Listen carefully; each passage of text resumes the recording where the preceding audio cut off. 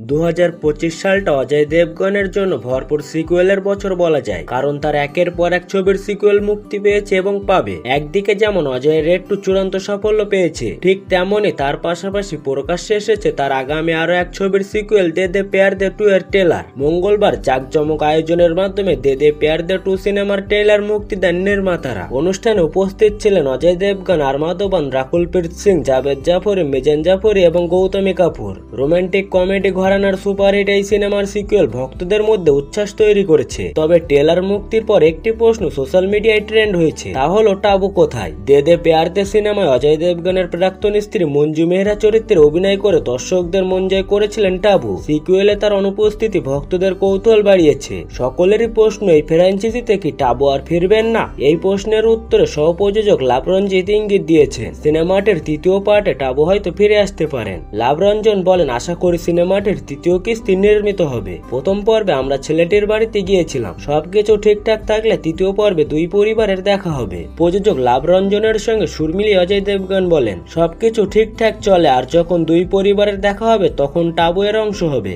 2019 সালের মুক্তিপ্রাপ্ত এই ছবি ঠিক সেখান থেকেই শুরু হবে যেখানে শেষ হয়েছিল। মঙ্গলবার এই ছবির ট্রেলার প্রকাশ্যে আসার পর থেকে দর্শকদের মনে উন্মাদনার পারদ বেশ খানিকটা বেড়েছে। ট্রেলারের শুরুতেই দেখা যাচ্ছে রাকুল প্রীত সিং অভিনীত চরিত্র আয়শা তার মা বাবার সঙ্গে তার প্রেমিকের আলাপ করাচ্ছে। মা এবং বাবার চরিত্রে অভিনয় করছেন যথাক্রমে গৌতমী কাপুর এবং আরমাদবান। রাকুল অভিনীত চরিত্রকে দেখা যাচ্ছে প্রেমিকের পরিচয় দিতে গিয়ে বলতে যে সে তার থেকে বেশ কয়েক বছরের বড় এবং ডিভোর্সি। মেয়ের প্রেমিকের বয়স তার নিজেদের বয়সের সমান, এমনটা জেনেও তারা নিশ্চিতই থাকে। কিন্তু গোল বাদে যখন মেয়ের প্রেমিকের সঙ্গে দেখা করে তারা, অর্থাৎ মাধবান ও গৌতমী অভিনীত চরিত্র, প্রেমিকার মা বাবার সঙ্গে করে একের পর এক পদক্ষেপে জর্জরিত হয়ে ওঠে আয়েশা ও আশিসের সম্পর্ক।